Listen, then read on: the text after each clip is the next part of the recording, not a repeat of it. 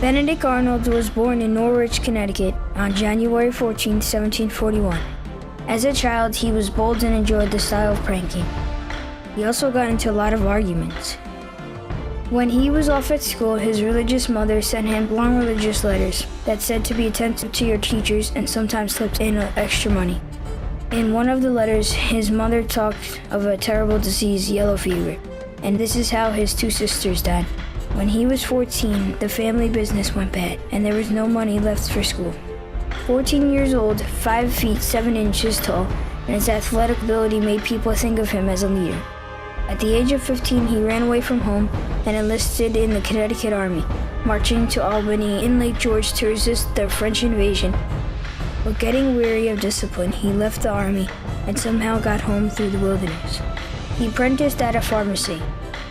At 21, Benedict completed his apprenticeship and headed for New Haven, Connecticut to open his own pharmacy.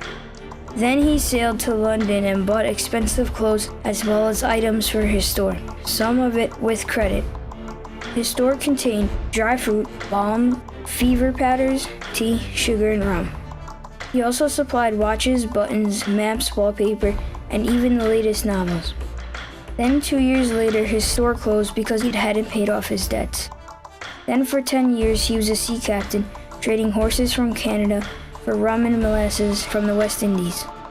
He was a sly bargainer and merchant.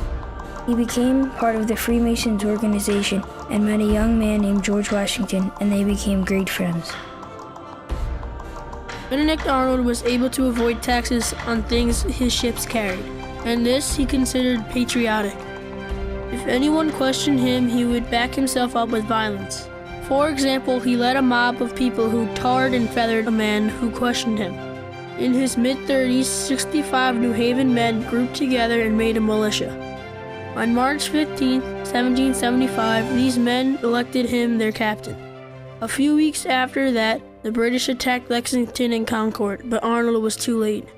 Later, on his way to Boston, Arnold learned of the abundance of cannons at Fort Ticonderoga.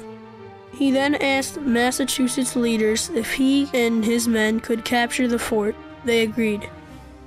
On his way to Fort Ticonderoga, he learned that Ethan Allen and his Green Mountain Boys were on the same mission, so he raced ahead and caught up.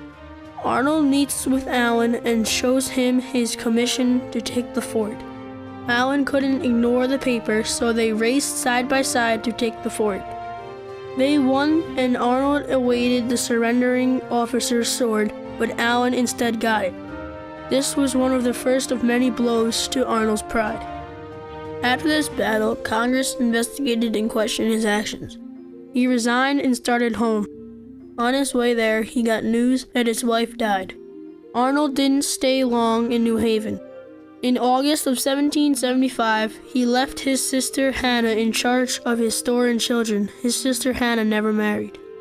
He went to George Washington with a plan to capture Quebec. The march through the Maine wilderness was not as easy as he thought it would be. Many of Arnold's men died from frostbite and starvation. Some of his men even boiled leather shoes to make broth. When Arnold was near enough to Quebec, he and a few other men marched ahead to Quebec to get food and supplies. By the time that his full troops reached Quebec borders, there were very few of his men left. Arnold injured and his men depleted, the city did not fall. They then retreated to Montreal. Many more of his men died of smallpox. Outnumbered, he and his men retreated once again. He then retreated once more for the last time out of Canada. In Philadelphia, the Declaration of Independence was signed. Then after this, Arnold created a small navy of his own on the south end of Lake Champlain, while on the north end, the British were assembling their large fleet. When the British heard this, they bombarded the small forces, but Benedict Arnold was able to slip right past the British forces because of the heavy fog. After this, Arnold went back to Boston to raise troops. While there, he fell in love with 16-year-old Elizabeth Du Bois. He sent her a trunk full of dresses, which he returned. Elizabeth had no intention of marrying a 36-year-old man. The Army's rebuff was even worse. The Continental Congress promoted 5 officers to Major General. These 5 officers were younger and below Arnold's rank. Arnold was very annoyed for being passed over for a higher rank. He sent Washington his resignation. Washington denied it. Washington then learned of the British' three-pronged attack strategy and recruited two of his best generals, Benedict Arnold and Horatio Gates. Each of them were assigned to a British general. Washington against Howe, Gates against Burgoyne, and Arnold against St. Ledger. Washington kept Howe busy for as long as he needed, keeping him away from getting to Albany. Arnold, with his great ability to lead and his battle strategies, was able to easily defeat St. Ledger. Now Horatio Gates was another story. Gates could not hold Burgoyne. Even though Gates was a higher-ranked general, he was in no sense smarter than Arnold. Arnold tried to help Gates, but neither liked each other, so Gates didn't accept the help. After 3 days, Arnold got tired and left camp, disobeying a direct order. Arnold got to the battle and used his own battle strategy to find a break in the line and got through. Unfortunately, during the battle, he got shot in the thigh with a musket ball and almost lost his leg. Now, while it was Arnold who won the Battle of Saratoga, when people talked about the victory, he was not mentioned. Horatio Gates was thought to be the hero. Washington was one of the only ones who knew that Arnold was the real hero of Saratoga. Gates was promoted, and once again Arnold was annoyed that he was not given credit. This was one of the biggest factors that led to Arnold's treason. Arnold was sent home for a year to recuperate. While home, he met and fell in love with a young loyalist named Peggy Shipman. Her family were very big loyalists. They even dined with General Howe of the British Army. Arnold bought a large estate for her and tried to give her the life she was used to. She kept telling him that if he were on the British side as a soldier, he would be making twice as much money. Initially, he wasn't convinced, but after a while he needed money for all the things he was buying her. She told him to meet up with Major Andre, who instructed him to get the plans for West Point if he wanted the money. With a stroke of luck, a few days later, Washington contacted Arnold and asked him which fort post he wanted. Under the pretense of needing more time for his leg to heal, Arnold chose West Point. Now he was able to start supplying the plans of West Point to Major John Andre. Andre and Arnold met many times discussing their agreement. Once Arnold had the plans, he arranged a meeting with Andre in a wooded area off the Havistraw Bay and the Hudson River on September 22, 1780.